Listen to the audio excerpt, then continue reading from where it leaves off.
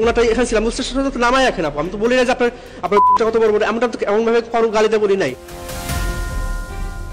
সম্প্রতি ঢাকা বিশ্ববিদ্যালয়ে এক নারী হেনস্থাকারীকে থানা থেকে ছাড়াতে রীতিমতো যুদ্ধ ঘোষণা করে তৌহিদি জনতার পরিচয় দেওয়া কতিপয় ব্যক্তি। দোষীকে ছাড়িয়ে নিতে প্রথমে শাহবাগ থানা, পরে সিএমএম কোর্টের সামনে অবস্থান নেয় তারা। এই ধর্মীয় লেবাসদারীদের বাড়াবাড়ির মুখে এক পর্যায়ে ওই ব্যক্তিদের ছাড়তেও বাধ্য হয় প্রশাসন। তারপর নারী হেনস্থায় অভিযুক্ত ব্যক্তিকে পাগড়ি পরিয়ে সংবর্ধনাও দেয় কথিত ওই তৌহিদি জনতা, জানিয়ে বিভিন্ন মাধ্যমে সমালোচনার মুখোমুখি হচ্ছেন আলেম ওলামা এবং ধর্মপ্রাণ মুসলমানেরা। এই ঘটনার মাসখানেক আগে একই পরিচয়ে অমর একুশে গ্রন্থমেলায় তাসলিমা নাসরিনের বই বিক্রিকে কেন্দ্র করে বিশৃঙ্খল পরিস্থিতি তৈরি করে এই তাওহিদি জনতা, অথচ বাংলা একাডেমির মাধ্যমেই সেখানে ব্যবস্থা নেওয়া সম্ভব ছিল। আমরা আছি রাজশাহী ইউনিভার্সিটিতে আজকে শুট করতে আসছি, যেখানে শাহবাগী দেখবো সেখানেই কোপাবো ইনশাআল্লাহ। এই বাংলার মাটিতে কোনো শাহবাগী ঠাঁই হবে না। এখানেই শেষ নয়। ৫ আগস্ট শেখ হাসিনার সরকারের পতনের পর থেকে তৌহিদি জনতার ব্যানারে কখনো খেলাধুলায় বাধা, কখনো নাটকের শুটিং বানচাল সহ নানান বিতর্কিত কার্যক্রমে জড়িত হচ্ছেন তারা। তাদের এসব বিতর্কিত কার্যক্রমে বিশ্ব পরিমণ্ডলে বেশ সমালোচনার মুখে ফেলেছে বাংলাদেশের মুসলিম কমিউনিটিকে। এই ঘটনাকে পুঁজি করে বাংলাদেশে সাম্প্রদায়িকতা নিয়ে নানান অপতথ্য ছড়াতেও দেখা যাচ্ছে ভারতীয় বিভিন্ন গণমাধ্যমে, জানিয়ে বিব্রত দেশের আলেম সমাজ। লা ইকরাহা ফিদ্দীন, দ্বীনের ব্যাপারে কোনো বাড়াবাড়ি নেই। ইসলাম কাউকে জোর করে মানাতে হবে, কারো ওড়না টানতে হবে, কারো একজন নাস্তিকের বই থাকতে পারে, এটা অন্যভাবে এটাকে ফেস করা যেত। সেখানে গিয়ে হামলা করে সেই প্রকাশনীকে ভেঙে চুরমার করে দেওয়া, এই উগ্রপন্থার নাম ইসলাম না। ইসলাম শান্তিপূর্ণ একটি দ্বীনের নাম, এবং ইসলামে একমাত্র পৃথিবীতে একমাত্র ধর্ম, জীবন বিধান, যেখানে পরধর্মের প্রতি সহিষ্ণু হতে বলেছে। এবং ইসলাম সাম্প্রদায়িকতাকে একদম সম্পূর্ণ নিষিদ্ধ করে দিয়েছে।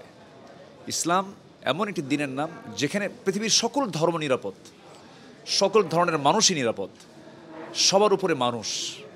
আল্লাহ তাআলা ওয়ালাকাদ কাররামনা বানি আদম, আল্লাহ তাআলা বলছেন আমি আদম সন্তানকে সম্মান দিয়েছি। তো একটা নাস্তিক, ঠিক আছে, আমরা নাস্তিক্যবাদকে আমরা অবশ্যই অস্বীকার করি, আমরা এটাকে ঘৃণা করি, ঠিক আছে, কিন্তু এটা তো পন্থা আছে। ইদফা বিল্লাতি হিয়া আহসান, তুমি যে কোনো কাজকে তুমি প্রতিহত করো, এটা উত্তম আচরণের মধ্য দিয়ে। তৌহিদি মুসলমানের ভিত্তিতে আপনার দোকান ভেঙে দেওয়া হোক, আর বটমূলে ওই নাস্তিকদ পরিবেশে ওই বোমা ফোটানো হোক, এগুলো সম্পূর্ণ ইসলামের বাইরে। কেননা রসুল পাক সাল্লাল্লাহু আলাইহি সাল্লামের যুগেও নর্তকীরা নাচত, একটা বিরাট মেলা হইতো মক্কায়। রসুল পাক সাল্লাল্লাহু আলাইহি সাল্লামের কর্তৃক কোনোদিন কোনো সাহাবীরা ওই মেলায় একটা বোম তো পুলের কথা, একটা পাথরও কোনোদিন মারে নাই। তাই ইসলামপন্থীরা অন ইসলামিক কার্যকলাপ যেখানে চলে সেখানে হেদায়েতমূলক আলোচনা করবে, কোনো মারামারি কাটাকাটি করে ওই অন ইসলামিক কার্যকলাপ বন্ধ করবে, এটা ইসলামের অনুমোদন নয়। তাহলে তৌহিদি জনতার নামে কারা সৃষ্টি করছে এই বিশৃঙ্খলা? দীর্ঘ অনুসন্ধানের পর তৌহিদি জনতার পরিচয়ে প্রতিটি বিশৃঙ্খলার নেতৃত্ব দেওয়া কয়েকজনের পরিচয় শনাক্ত করেছেন ফরাসি বার্তা সংস্থা এএফপির ফ্যাক্টচেক বিভাগের সম্পাদক কদরুদ্দিন শিশির। ফ্যাক্টচেকে উঠে আসা তথ্য তুলে ধরে তিনি জানিয়েছেন, প্রতিটি ঘটনায় কোনো না কোনোভাবে 4 জন ব্যক্তির সম্পৃক্ততা পাওয়া গেছে, যারা বিভিন্ন নিষিদ্ধ ঘোষিত জঙ্গি সংগঠন ও আওয়ামী ধারার রাজনীতির সঙ্গে সম্পৃক্ত ছিলেন। গণতন্ত্রের প্ল্যাটফর্মে দাঁড়িয়ে কোনদিন ইসলাম পরীক্ষা করা যাবে না, সেকুলারিজমের প্ল্যাটফর্মে দাঁড়িয়ে কোনদিন ইসলাম পরীক্ষা করা যাবে না। এসব ঘটনার সঙ্গে ধর্মপ্রাণ মুসলমানদের কোনো সম্পৃক্ততা নেই জানিয়ে ফ্যাক্টচেক প্রতিবেদনে বলা হয়, এসব ঘটনায় নেতৃত্ব দেওয়া 4 জনের একজন আতাউর রহমান বিক্রমপুরী। তার বিভিন্ন অনলাইন কার্যক্রম যাচাই করে দেখা গেছে তিনি অ্যান্টি শাতিম মুভমেন্ট নামের একটি ফেসবুক পেজ চালান, যেখানে শাতিমে রাসূল হিসেবে কাউকে চিহ্নিত করা গেলে তাকে হত্যার আহ্বান জানানো হয়। এছাড়া গণতন্ত্র চর্চাকারী মুসলিমদের তিনি কাফির মনে করেন। নাস্তিকদের হত্যার বার্তা ছড়ানো তার অনেক কার্যক্রম সামাজিক যোগাযোগ মাধ্যমে পাওয়া গেছে। আতাউর রহমান বিক্রমপুরী নিষিদ্ধ ঘোষিত জঙ্গি সংগঠন আনসারুল্লাহ বাংলা টিমের সদস্য হিসেবে 2021 সালে গ্রেফতার হয়েছিলেন। এসব বিশৃঙ্খলা সৃষ্টির ঘটনায় জড়িত অপর ব্যক্তি হলেন আবু সাঈদ শের মোহাম্মদ খান। 2022 সালের নভেম্বরে জামায়াতুল আনসার ফিল হিন্দাল শারকিয়ার অর্থ সরবরাহকারী সদস্য হিসেবে তাকে আটক করে র্যাব। এর আগে 2015 সালে হাটাজারিতে তার নামে সন্ত্রাস দমন আইনে মামলাও হয়েছিল। তৃতীয় ব্যক্তি হলেন মোহাম্মদ তামিম। তিনি সরকারি ইউনানি ও আয়ুর্বেদিক মেডিকেল কলেজের ছাত্র। তিনিও উগ্রবাদী কর্মকাণ্ডের জন্য 2015 সালে গ্রেফতার হয়েছিলেন। তবে তামিম কোনো জঙ্গি সংগঠনের সঙ্গে যুক্ত কিনা তা নিশ্চিত হওয়া যায়নি। এদিকে শাহবাগে নারী হেনস্থাকারী অর্ণবকে ছাড়িয়ে নিতে তৎপর আরমান উদ্দিন বইমেলায় সাব্যসাচীর স্টলের ঘটনায়ও সামনের সারিতে ছিলেন। তার সঙ্গে 5 আগস্ট পূর্ববর্তী সময়ে আওয়ামী লীগ ও ছাত্রলীগের নেতাদের সম্পৃক্ততার তথ্য পাওয়া গেছে।